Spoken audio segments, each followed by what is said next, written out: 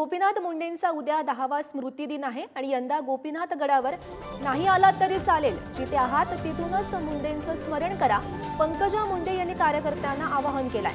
4 जूनला विजयाचा मोठा ध्वज मुंडे साहेबांच्या चरणी अर्पण करण्याचं त्यांनी आवाहन सुद्धा केल्याचं पाहायला मिळत आहे। महत्त्वाची बातमी आपण पाहतोय।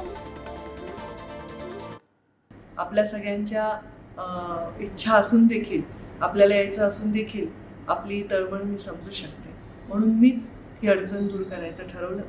मी आपल्या सर्वांना नम्र विनंती करते, आपण जिथे आहात तिथूनच मुंडे साहेबांचं पुण्यस्मरण आपण करा, मुंडे साहेबांच्या फोटोचं पूजन करा, एखादा चांगला संकल्प करा आणि आपण यावर्षी गोपीनाथ गडावर नाही आला तरीही चालेल, 4 जूनला मोठा विजयाचा ध्वज घेऊन मुंडे साहेबांच्या चरणी आपण हा विजय अर्पित करूया।